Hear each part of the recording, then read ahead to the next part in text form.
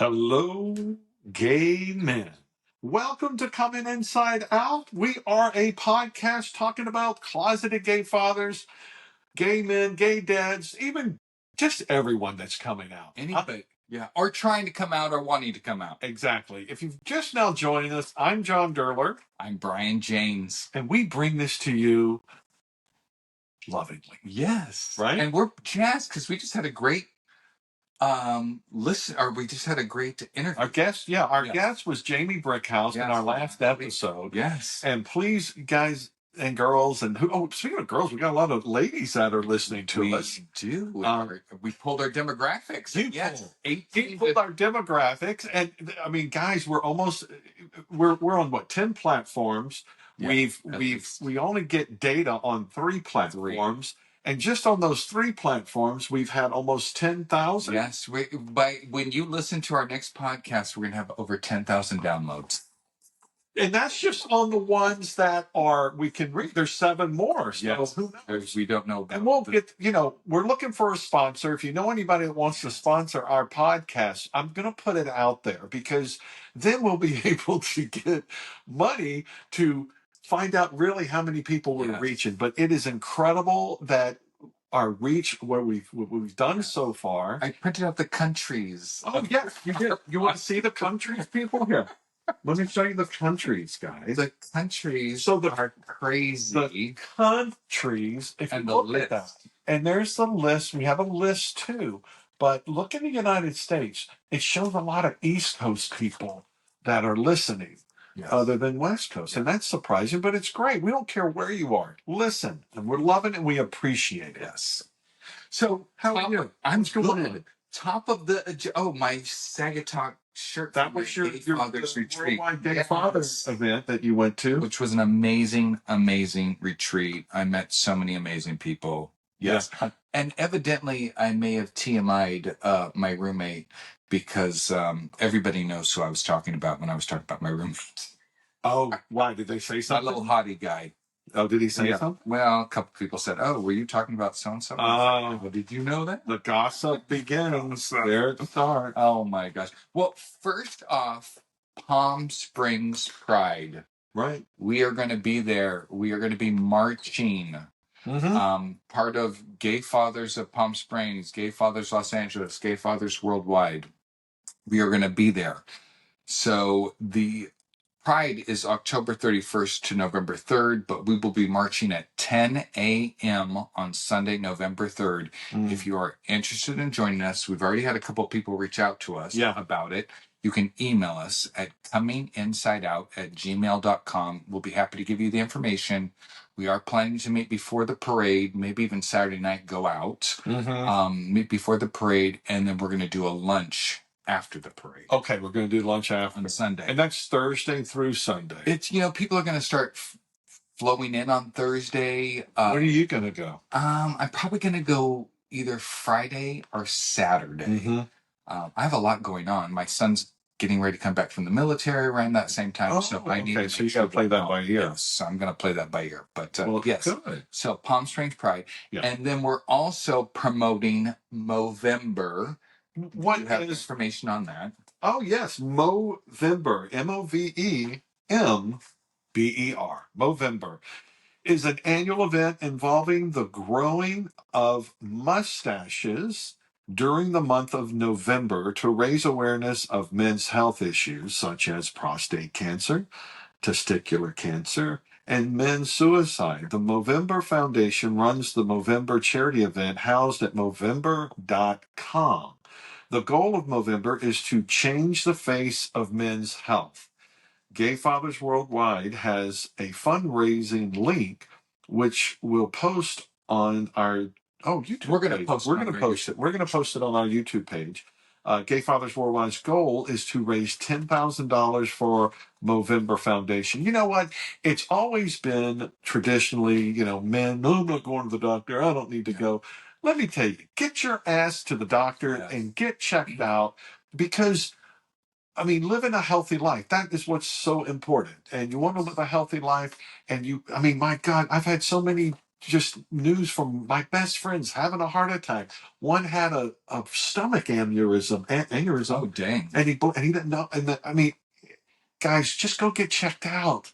Go get yourselves checked out. And every 6 months, if you're after 50, check the prostate, which a lot of you will enjoy. Come on. Yes. And grow your mustache the month of November. Do it. I'm going to grow mine. Are you going to grow yours? I am. Yes, I am. I haven't done it before, but I'm going to do it this time. So, do I grow the entire goatee for a month of bushiness, or I have to grow the mustache? I think you don't. I think you shave this and you just grow. You grow the porn mustache. Yeah, the 70s. All right, write in and let us know how this is supposed to be. I would prefer not to have the porn stash. Are you going to grow a porn stash? I'll let this grow more, but I'm not going to shave the beard. Or maybe I will. Maybe I'll shave the beard. Oh my God, my boys will hate that. Yeah. Well, you know what? You may see us the month of November having clean shaven. Yeah. Baby's butt for the first week. I haven't seen my face, in years. Wow. It'd be interesting. And, I'm wondering if this gobbler is going to be bigger once I shave that. I mean, how? I don't know, John. I mean, maybe you'll look younger. I don't know. Maybe you'll look younger. See. What do you have over there?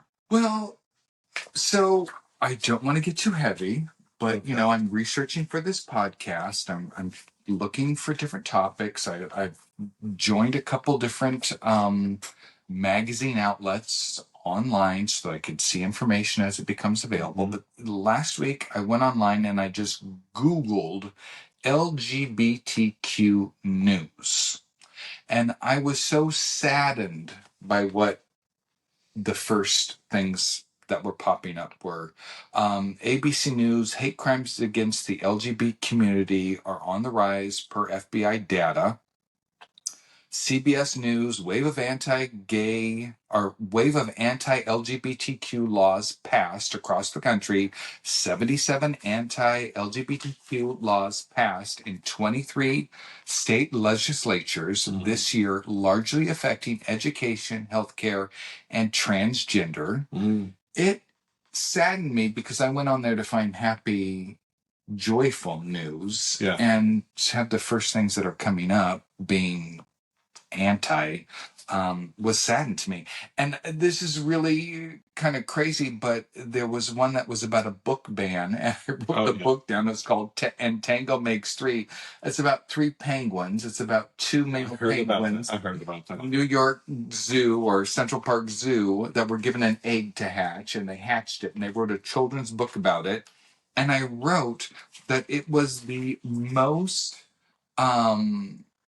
frequently challenged book from 2006 to 2010, as well as the 6th most challenged book between 2010 and 2019. I thought we were supposed to be moving in a different direction for our community, and it saddens me a little bit. So, you know what? I'm curious about the larger attack on LGBTQ community.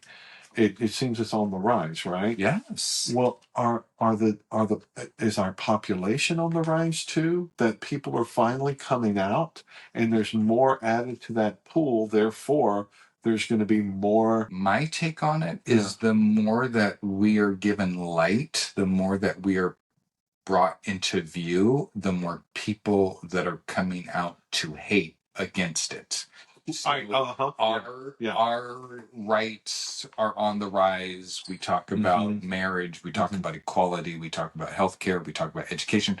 I think transgender now coming into the frame of all of this is scary for a lot of people. It is scary. And people are coming out and they're protesting.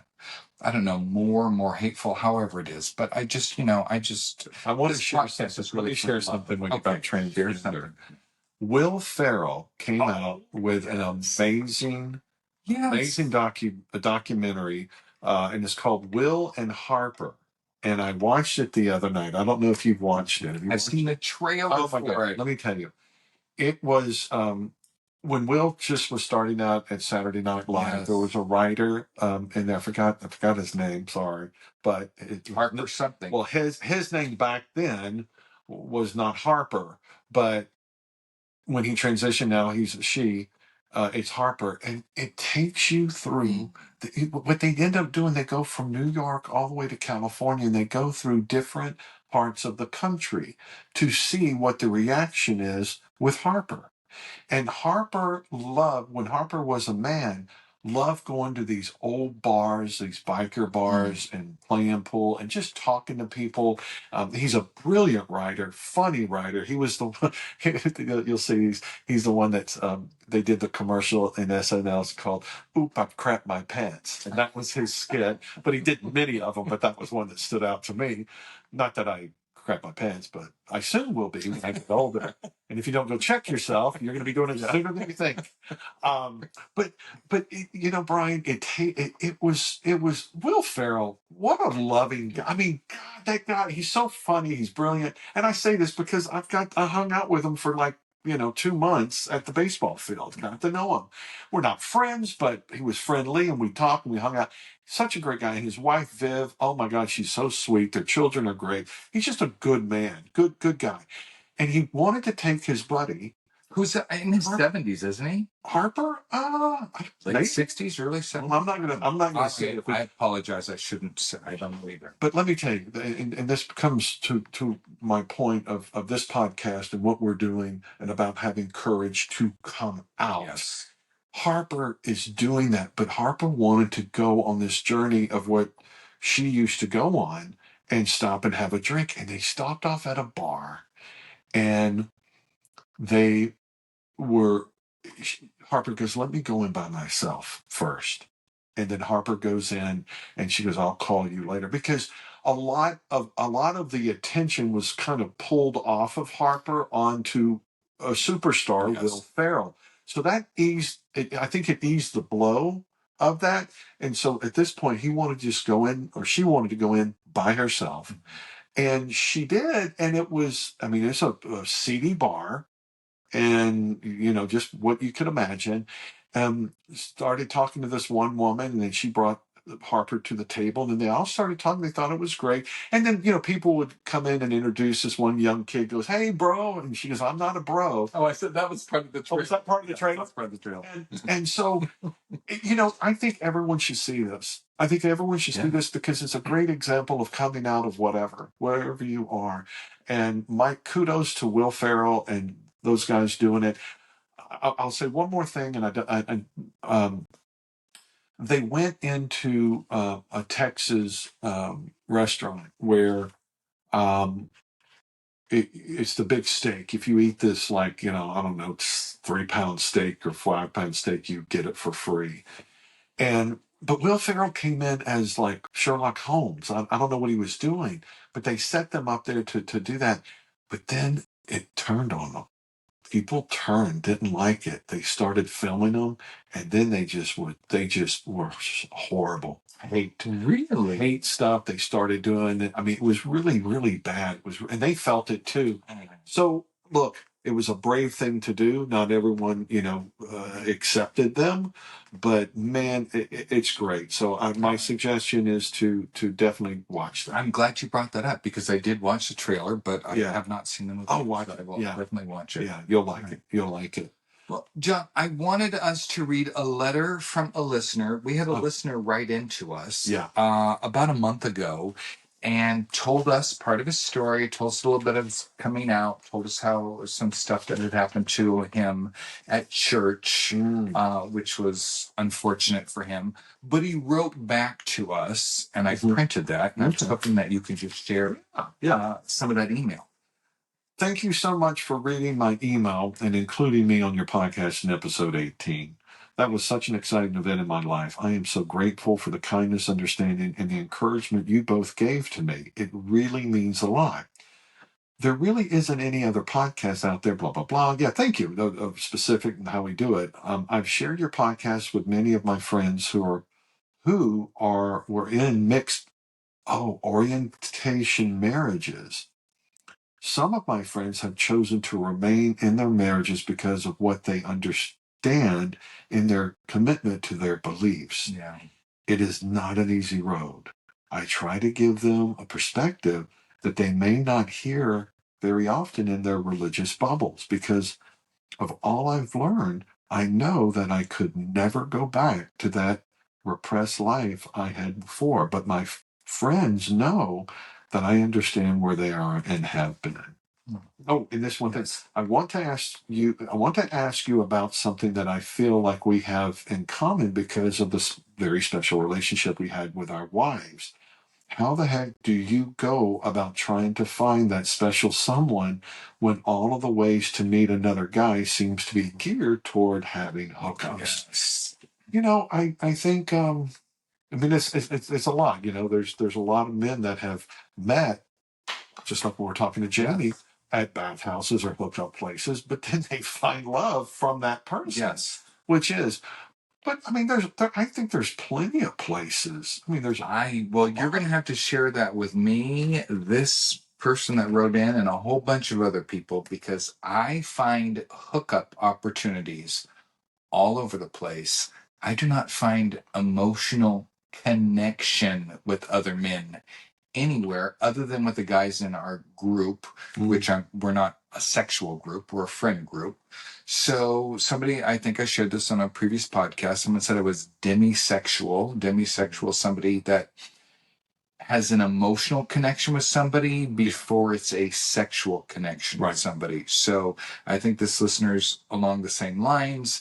Hey, it's great to go out and bang one out, but there's less satisfaction in banging it out with somebody than it is having an emotional connection with somebody and have intimacy. Much easier. It's much easier, I think, for men. I won't speak for women, but I do see a lot of younger generation on Tinder, and they're very open to sexuality, like by having a hookup with. This is heterosexual girls, hooking up with guys, and it's the shame is not there for like it was with women back in the day, and I think that's liberating for women. Yeah, women just sometimes want to have sex too. They want to have sex too, and they're not a whore or a slut. I mean, we all are whore and sluts. And there's so many people judge. They so much judge, but it's so funny. I met someone, and he was very, very nice, very sweet, and then I met him again, and but then I got so busy, and I had it'd been a few weeks had passed, and I texted him. He never returned my text. All right, so you ghosted him, and he was done with you. I didn't mean to ghost him. So the definition of ghosting is, I'm not gonna do. It was my life, my kids, and everything. I just got so busy, and for parents or for single dads that have children, it's that may be a harder thing for me, or more challenging, almost more challenging to meet someone that can understand that, and that will want to give their that has the patience to wait 2 weeks or 3 weeks. That gives you the room. And he was a really nice guy. Well, because you have more in your life than wanting to just hook up with another man or having an attachment or connection to another man. You have a family that you're raising. Right. I have family, but this was the first or second time that I thought, I could see myself going out more with him. But it didn't happen, and I'm just sharing that because that's what we do here, and we move on. But yeah, so I want to talk about, and with your permission, about your son who is in he's in the Marines. He's in boot camp in the Marines. And if you're a gay father out there and you are wondering how are my children going to take this? And that's a fear too. That's a fear of, like, because if your kids are younger, they don't know, but if they're older, they have their opinions, and that's not only you have to navigate your wife telling her, but you have to tell your children. And you did that, and can I share? Yes. Along those same lines, before we share this, what I would like to say, and this probably also relates to you, because I was closeted when I was in my teens and 20s and 30s and 40s and 50s and raising my children, I was very accepting of the gay community because I knew what was playing in the back of my head. Yeah. So I raised my mother, or their mother, my ex-wife. We raised our children to be very accepting Of others, regardless. Yeah. Religion, race, Yeah. sexual orientation. So when I came out to my children, it was easier for me because they had gay people in their lives already. So yes, but there's a fear at the same time. And this letter, I write to my son. We don't get to talk and all this other stuff. It's all letters. And in my letters, I'm sharing our podcast. I'm sharing some victories that we've had in our podcast. Sure. So I got that, a lot of what he sends us is letters for the family, but he sent this letter specifically to me. May I? Yes, you can. Okay. This is the first time I'm reading it, so let me make sure I can. Hey, Dad. I know I say this in every letter, but damn, your podcast is just growing in every direction. It's actually crazy, Dad. Like, to me, I just think that's the coolest thing ever. Like, my dad has people reaching out to him from all over the world. Do you know how proud I am to be able to say that? So freaking badass, bro. So freaking badass, bro. Daddy, bro. Also, your Michigan trip. I totally forgot you were doing that. I bet that is going to be such a blast. You deserve every second of that trip, Dad. You were so awesome. I bet. Cole, this is my older son was home alone, so he kind of was like, I bet Cole had as good of a time home alone as you had on your trip. So is this good enough? Or yeah. It was just so sweet. I know. How sweet. It's so sweet. And you're right. You guys raised a beautiful child that, how, God, I hope my kids write me a letter like this. And he's 18, and yeah, that is so sweet. You. Well, that says a lot to you and your wife, or your ex-wife, about how you guys, raised. Because guys, that's what we're doing. We're raising citizens of the world. Yes, these are the next generation that are going to be. But boy, the millennials, they got fucked. Woo, man, they're a bunch of assholes. And so let's make a change, people. Yes. Because it's so funny. I went to a comedy club last night, and this one woman was saying, people in California or in LA, their kids get away with everything. They get away with everything because they can never see the anger on their mom's face because they have too much fucking Botox. It was hilarious. I'm really mad at you, but I can't really convey it to my face. She was so funny. And all my dad or mom had to do was give us a look. Right? They give a look, but no, they can't. And I think that's what's happening with the millennials because their parents are full of boats. Yeah. And they don't see the anger. And the boys see my anger in my face. God. But but wow, that's a kudos to you guys. That is great. And look, I know you guys are out there, and there's some of you that may have put on such a front to where you didn't raise your children the way Brian did, that you were protecting yourself. And there's people that hate. Well, they hate because they know what's buried inside of them. They know what's buried inside of them, and maybe you're that guy. Maybe you're that guy that you're so angry and you're hating, and you've taught your children the same thing of saying the word faggot or whatever, and bullying and all that. But you know what? There's a way to turn it around. There's a way of turning around. And just like this one listener who wrote in that some of them are not going to turn. Yeah. They're going to stay with that religion. It's going to be a protection for them.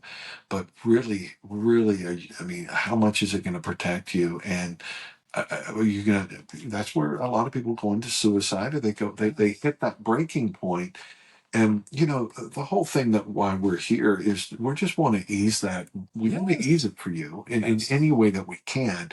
And I think this is a perfect example that, you raised children to hate. Maybe you did, or the people around you in the village, were all doing. I got on that. I was on that wagon as a kid, as a teenager, and calling out these names. I did that for a cover up. And then, like you, it kind of gradually, no, I'm accepting, because maybe back there, but it doesn't matter, gay, straight, or what.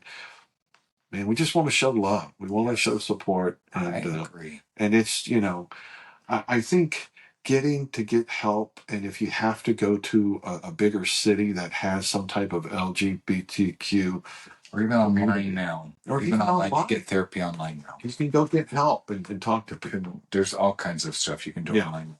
Yeah. Along those same lines with this, I shared with John that 2 weeks ago, I opened up my social media. So I started posting TikToks and promos for our show on my social media pages.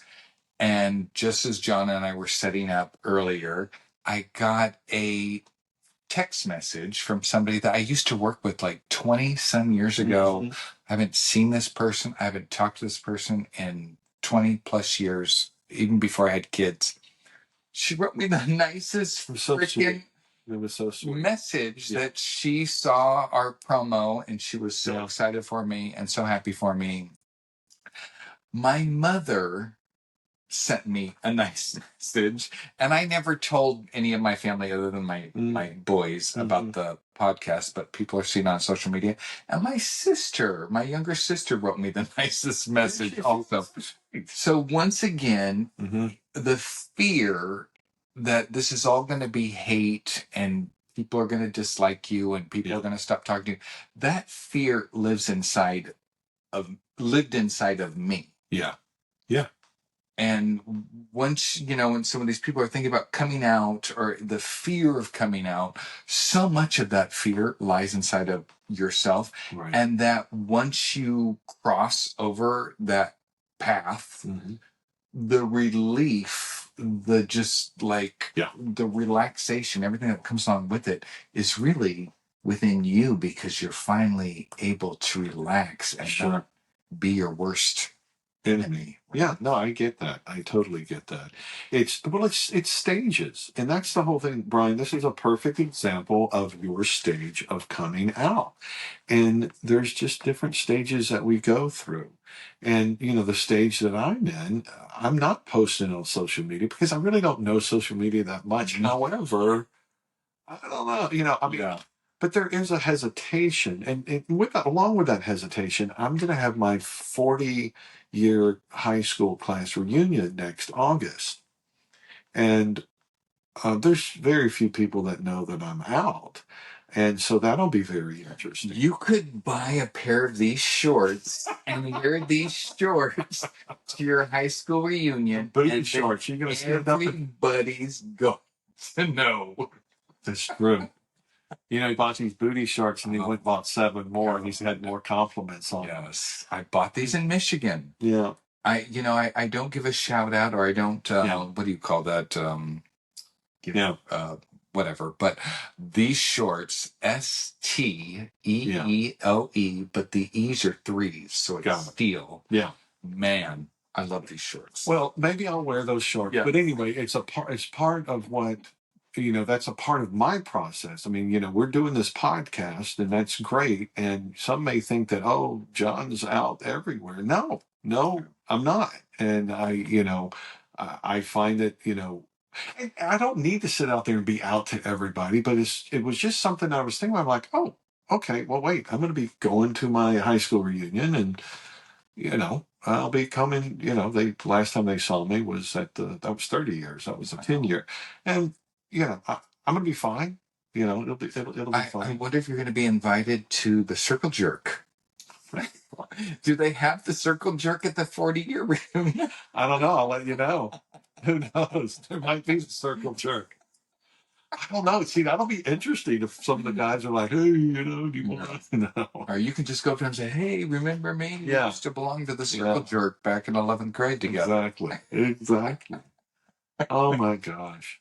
Can I talk about something for a minute? Yeah. Because you brought this up in one of our very early episodes, and I had never heard about this. Mm-hmm. And it's the Log Cabin Republicans. Yeah. So, in researching for this podcast, I wanted to go online because with all the things that I said about laws being passed and legislation and anti-LGBTQ, I wanted to find out where the Log Cabin Republicans stand on all of this. Because the Log Cabin Republicans is an organization affiliated with the Republican Party which advocates for equal rights for LGBTQ plus Americans by educating the LGBTQ plus community and Republicans about each other. So keep going. All right, about each other. Log Cabin Republicans were formed in 1977 in California as a rallying point for Republicans opposing the Briggs Initiative, which attempted to ban homosexuals from teaching in public schools and proposed legislation authorized the firing of those teachers who publicly supported homosexuality. So that's when the Log Cabin Party was formed during 1977. That was Carter administration, wasn't it? So I thought, okay, they were formed for LGBTQ plus rights in 1977. Obviously, they are not going to vote for Trump as Republicans. 2024 presidential election. In April 2024, Melania Trump was the guest of honor at a Log Cabin Republican fundraiser in Mar-a-Lago. This marked a rare appearance by Melania Trump at a political event. Money raised by the fundraiser will be used to educate conservative voters in swing states about conservative LGBTQ plus causes and deliver pro-Trump messages among gays and lesbian communities. How, with all the hatred that's going on, all the legislation that's passing, all of the things that are trying to roll back rights for our community, how are the Log Cabin Republicans supporting Donald Trump? And there was something down here which said, well, let me address that. All right. Okay. Please do. Well, I think a lot of just non-Log Cabin Republicans are not supporting Trump. I mean, perfect example are the Cheneys. They're not supporting that. So, to get, I don't want to get in politics and get political on this. However, I think Melania Trump would be a friend to the gay community. I think she's so stylish. Look at her. She's so stylish. I think she supports the gay community. I do. I think she'd be a good friend. I think, hey, if you're doing a drag show, I need to see somebody dress up as Melania Trump. Right. That would be a good drag show. I don't know. You know what? I'm sure. I don't know. Just because of who she's associated with. I don't have the kindest of words to. Yeah. Well, it is a shame that there's a lot of bills that are trying to take away the rights and everything, and so yeah, get in and get involved. Yes, get involved. What else we got? Well, that, other than Pride, getting ready for Movember. Yeah. That's all I have for us today. I think this was a nice. This was good. Yeah, this was good. I enjoyed it. Sunday afternoon, I'm going to take a walk down here. They have called Larchmont Village. Larchmont Village, and listen, they have Underwood Farms at their farmers market has yellow watermelons. Right. Not red watermelon, yellow, and they're really good. Get one. They're very sweet. They're very sweet. They're very good.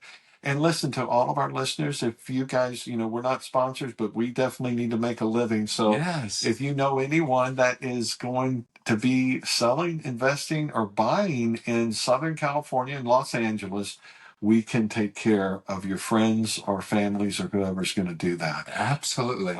And if you are an LGBTQ plus business, yes, you would like us to promote you on our podcast, yeah, write into us, let us know. We'd be happy to give you guys a plug. No, I think that's, listen, I think that's, we need to work together. We're all in business. We're all smart.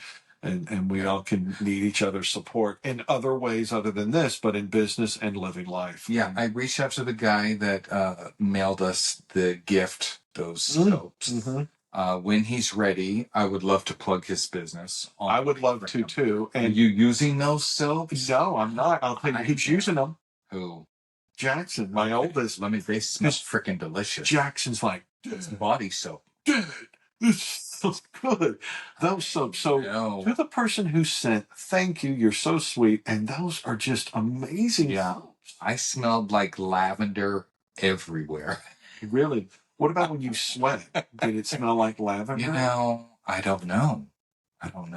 That was, I mean, before you even, that was sitting like 10 feet away from me in a box, and I'm like, God dang, something smells good. I know. It's really good stuff. So thank you for that. Thank you. Write us, cominginsideout@gmail.com. Have a wonderful afternoon. Bye-bye.